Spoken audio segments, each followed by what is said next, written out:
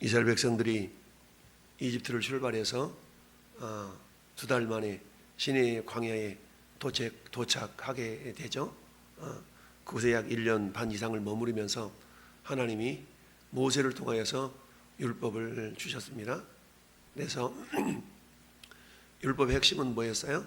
물론 십계명이지만 그걸 통하여서 하나님의 임재의 상징인 성막을 만들 것을 명령하셨죠. 그래서 출애굽기 30장부터 쭉 뒷장으로 보면 이러이러한 식양에 따라, 이러한 모양에 따라서 성막을 만들고 또 법궤를 만들고 촛대를 만들고 이처럼 다양한 기물들을 만들도록 하나님이 명령하셨습니다. 그래서 그 성막이 광야 40년 동안 이스라엘 백성들이 옮겨갈 때마다 그 성막도 함께 옮겨가게 되었고, 그리고 성막을 옮기기 위해서는 하나님께서 먼저 구름 기둥, 불 기둥으로 이렇게 앞서 행하시면서 이스라엘을 인도해 가셨던 걸 봅니다. 그럼 이스라엘이 가져야 될 마음은 저 이집트로부터 구원해내신 그 하나님이 우리 함께하고 계시는구나 라는 것을 신뢰하고 주님이 가라 하시는 곳까지 갔어야 되는데, 그들은 결국 가데스 바네아에서 12명의 정탐꾼을 가나안 땅으로 보낸 이후에 돌아와서 보고하기를 각 지파마다 지도자였던 그 12명의 가운데 여호수아 갈렙을 제외한 10지파의 지도자들이 하나님을 신뢰하지 못하고 결국 백성들을 불안과 불평에 휩싸이게 만들게 되죠. 그때 오직 여호수아와 갈렙만 어때요? 무슨 소리냐? 그것은 심히 아름다운 땅이고 젖과 꿀이 흐르는 땅인데 하나님 우리와 함께 하시기 때문에 우리 능히 들어갈 수 있다 라고 말하는데, 다른 10지파의 지도자들은 무슨 소리냐? 그거는 네피림의 후손인 거인들이 있고, 야, 그들이 우리를 바라볼 때 메뚜기처럼 그렇게 봤을 것 같아. 이렇게 스스로를 비하하고 함께 하시는 하나님을 신뢰하지 못하게 되죠. 그 뒤로 그곳에 있었던 그야말로 장정 60만 명 이상 장정들이 이제 반역을 하게 되죠. 그때 하나님께서는 나타나셔서 그렇게 말씀합니다. 우리가 유명한 말씀 민수기 14장 몇 절입니까? 24절입니까? 너희 말이 내 귀에 들린 대로 내가 너희에게 행하리라. 결국 못 들어간다라고 고백했던 대부분의 사람들은 결국 광야에서 다 죽어지게 되죠. 즉 40여 년 동안 다시 세상말로 뺑뺑이를 광야를 돌게 하셔서 결국 하나님을 신뢰하지 못했던 그 많은 백성들이 다 죽어가게 했습니다. 그리고 남아있는 사람들은 출애굽 2세대 20세 이하 되었던 출애굽 세대와 광야에서 태어난 사람들, 결국 그 숫자는 40년이 지났어도 결국 그 수가 그 수였죠. 그래서 장정 60만 명이 나왔지만 들어갈 때도 여전히 60여 명이 가나안 땅으로 들어가게 되는데, 그 세대는 출애굽 2세대였던 것이죠.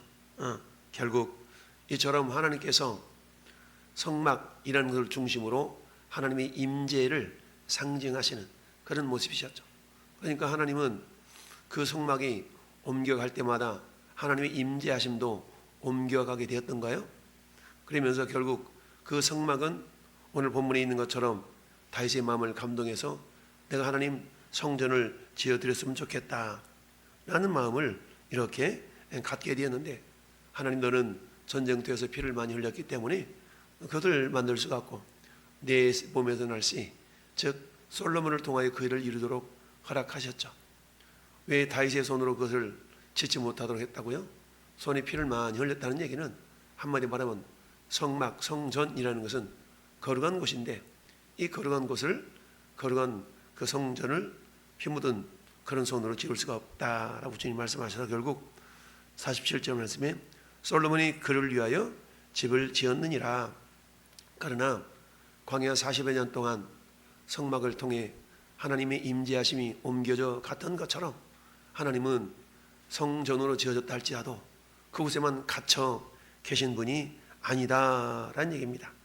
그러면서 이사야 66장 1절 2절을 인용하면서 49절에 주께서 이르시되 하늘은 나의 보좌요 땅은 나의 발등상이니 너희가 나를 위하여 무슨 집을 짓겠으며 나의 안식할 처소가 어디냐? 이 모든 것이 다 내 손으로 지은 것이 아니냐 함과 같으니라. 결국 하나님은 어떠한 공간에 갇혀 계시는 분이 아니다라는 얘기죠. 왜냐하면 우리는 하나님은 우주보다 크신 하나님이시기 때문에 크신 하나님을 인간이 만든 자그마한 성전에 가둬놓을 수가 없다라는 얘기죠. 단지 성전이라는 것은 그 하나님의 이름, 주님의 이름이 임하시는 곳이다. 주님이 임재하시는 상징적인 장소다라는 것을 말씀해 주고 있습니다. 하나님은 어땠습니까? 창세기 12장에 아브라함이 갈대아 우르에 있었을 때 그곳에 나타나셔서 아브라함을 불러내셨고요. 요셉이 애굽에 있을 때도 하나님은 요셉과 함께함으로 요셉이 형통한 자가 되게 하셨고, 뿐만 아니라 야곱이 그야말로 형 에서를 피해서 바단 아람으로 나아갈 때에 어때요? 돌을 베고 잠을 자는 그곳에서도 하나님은 여전히 함께 하셨다라는 얘기죠. 이처럼 하나님께서는 언제 어디서든지 우리와 함께 하실 수도 있고 그의 백성들을 함께, 그의 백성들과 함께 하신다라는 얘기입니다. 이처럼 어디서 언제든지 함께 하실 수 있는 그 하나님은 성막이라는 걸 통해서 함께 하심을 상징적으로 나타내 보이셨지만, 이제 고정된 성막이 이제 무엇으로? 성전으로 옮겨가게 되죠. 그래서 이 성막에서 성전으로. 근데 고정화된 그 성전은 누구를 상징해? 결국 예수님을 상징을 하잖아요. 예수 그리스도를 상징하게 됩니다. 근데 이 당시에 유대인들은 어떠세요? 자기들이 그야말로 자랑스럽게 여겼던 것이 하나가 있었어요. 그건 뭐였냐? 51절 말씀 보니까 목이 곱고 마음과 귀에 할례를 받지 못한 사람들아, 너희도 너희 조상과 같이 항상 성령을 거스르는구나. 즉 유대인들에게 있어서 자랑스럽게 여겼던 것이 뭐냐? 우리는 할례받은 민족이야 라는 거였던 것이죠. 근데 할례받은 민족으로 스스로를 자랑스럽게 여겼던 그들을 향해서 스데반 집사는 그 모습을 오히려 책망의 도구로 사용하고 있는 걸 봅니다. 그러면서 할례라는 것은 몸에 행하는 것이었지만, 근데 역설적이게도 스데반 집사는 너희는 목이 곧고 마음과 귀에 할례를 받지 못한 사람이다 라고 이야기를 하고 있습니다. 여러분, 사도 바울이 로마서 2장에서 이렇게 말씀을 했어요. 무릇 표면적 유대인이 아니요 표면적 육신의 할례가 아니며 오직 이면적 유대인이며 할례는 마음에 할지니 영에 있고 율법 조문에 있지 아니한 것이라. 그 칭찬이 사람에게서가 아니요 다만 하나님에게 서로다 라고 말씀하고 있죠. 유대인들은 자기 자신들이 몸으로 혈통적으로 할례받은 민족이라는 것에 대한 자부심이 있었지만, 그것은 뭐예요? 표면적인 할례다, 표면적인 유대인 모습이다 라는 거였다는 얘기죠. 그러나 하나님이 원하시는 것은 표면적인 할례보다는, 즉 이면적인 할례, 그것은 오늘 본문에 있는 것처럼 마음과 귀에 할례를 받았어야 됐다라는 얘기죠. 마음과 귀에 할례를 받았다라면 지금 너희들처럼 하나님 말씀을 배반하지 아니하고 거역하지 아니하고 예수 그리스도를 오히려 너희들이 잘 섬겼을 것이다 라는 얘기죠. 결국 광야의 성막은 솔로몬을 통하여 성전으로 고정화된 성전이 되었고, 그 성전은 결국 예수 그리스도를 예표한 거잖아요. 그러니까 성전의 본처가 되신 예수님, 그들이 그처럼 성전과 제사제들을 우상시할 정도까지 그들이 섬겼던 성전은 결국 우상시 되었던 것이죠. 그렇다 그러면 성전의 본체이신 예수 그리스도를 그들이 제대로 알지 못하였기 때문에 결국 예수님을 못 박아 죽게 한 거 아니겠어요? 근데 스데반 집사는 어때요? 성전의 본체이신 예수님을 제대로 알았기 때문에 거기에 대해서 지금 뭐하고 있냐면 책망하고 있는 겁니다. 곧 목이 곧고 마음과 귀에 할례를 못한 사람들아, 너희 조상과 같이 항상 성령을 거스린도다. 이스라엘 백성들이 광야에서 하나님의 임재하심을 보고도 경험하고도 하나님을 신뢰하지 못하고 배반했던 것처럼 너희들도 역시 마찬가지야. 성전의 본체이신 예수님을 보면서도 너희는 그 주님을 배반하지 아니했겠냐. 그 이유가 뭐냐? 너희들이 그렇게 소중하게 했던 할례, 그 할례는 몸뚱아리에 행하는 게 아니고 귀와 마음에 행하야만 됐다라는 것을 말씀하고 있습니다. 그러니까 너희 조상들이 선자들 중에 누구를 박해하지 아니하였느냐? 선자들 다 박해하지 않냐? 의인이 오시리라 예고한 자들을 그들이 죽였고 이제 너희는 그 의인을 잡아준 자요 살인한 자가 되었으니 너희는 천사가 자는 율법을 받고도 지키지 아니하였도다 라고 말씀하고 있습니다. 이처럼 스데반 집사가 이스라엘 공회원들의 죄악을 신랄하게 이렇게 비판하면서 지적한 그 핵심의 내용은 크게 세 가지인데요. 첫째는 너희가 성령을 거슬려 행했다라는 얘기입니다. 51절 말씀 보니까 너희도 너희 조상과 같이 항상 성령을 거스르는도다라는 얘기입니다. 성령을 거스른다. 두 번째는 뭐예요? 의인이신 예수 그리스도를 거슬러 행했다라는 얘기입니다. 예수 그리스도를 거슬러 행했다.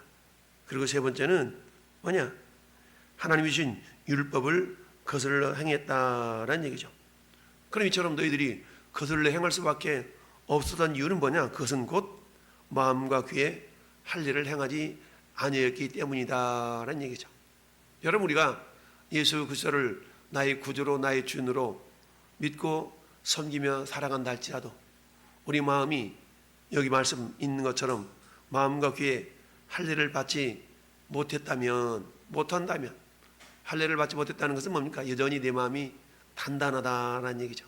내 마음이 단단해서 주님 말씀이 주어짐에도 불구하고 그 말씀을 아멘으로 받지 못하고 자기 생각으로만 자기 기준으로만 말씀을 받아들이는, 이건 자칫 잘못하면 뭐예요?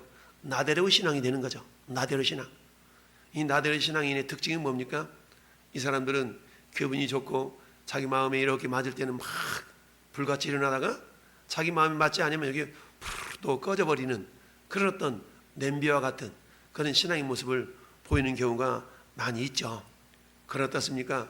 마음이 옥토가 되면 어떤 상황 가운데서도 마치 빌립보서 4장에 사도 바울이 고백한 것처럼 내가 궁핍에 처할 줄도 알고 내가 풍부에 처할 줄도 알고 어떠한 상황 가운데서도 내가 일체에 자족할 수 있는, 그런 만족할 수 있는 비결을 배웠다라는 거 아니겠습니까? 여러분, 우리의 신앙이라는 것은 뭐예요? 현실 상황, 여건 때문에 여건에 좌지우지되면서 우리 믿음의 모습이 드러나서는 안 된다는 얘기죠. 어떤 상황 가운데서도 우리는 오직 예수 그리스도로 인하여서 우리의 심령 상태가 기쁨을 유지할 수 있어야 된다는 얘기죠. 여러분, 세상에 있는 모든 것들은 모형과 그림자다 라고 말씀했잖아요. 모형과 그림자는 뭐예요? 왜 생겨요? 그림자는 빛이 있기 때문에 생기는 거고 모형은 실체가 있기 때문에 모형이 생겨진 것이죠. 아파트 건설 현장에 여전히 땅은 평평하게 불도저로 포크레인으로 다져지고 있는데 어때요? 저쪽 모델하우스에서는 아주 멋들어진 이곳에 지어질 그곳에 지어질 그런 아파트의 모형이 있잖아요. 근데 그 모형을 바라보면서 야 멋있다 라고는 생각하지만 그 모델하우스에서 살아야 되겠다 라고는 사람은 없죠. 장차 지어질 그 건설 현장에 지어질 아파트에 들어가면 이런 모습이겠지 라고 그것을 꿈꾸며 생각하는 거잖아요.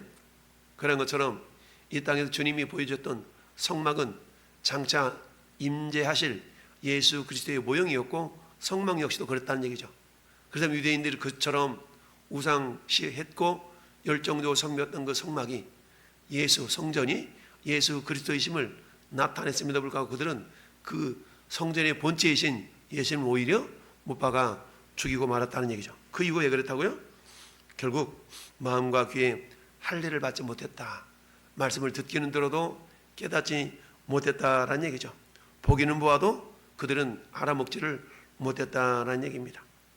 그렇습니다. 그 하나님은 오늘 또 우리 몸을 성전 삼으셨잖아요. 여러분 올해도 그렇잖아요. 성전 건축 정확하게 표현하면 그 말도 틀린 말은 아니지만 예배당을 건축한 것이지 성전을 건축한 건 아니죠. 물론 우리가 이 예배당 공간도 거룩한 영역이기 때문에 성전이라는 말이 100% 틀리다라고 말할 수는 없지만, 그러나 우리 주님 말씀하셨던 것처럼 보이는 성전은 결국 예수 그리스도를 예표한 것이었고, 성전의 본체이신 예수님이 오셨을 때는 어때요? 더 이상 성전이 기능이 사라져 버리게 되었던 것인데, 그를 알지 못했던 것이죠. 그러면 오늘날은 어때요?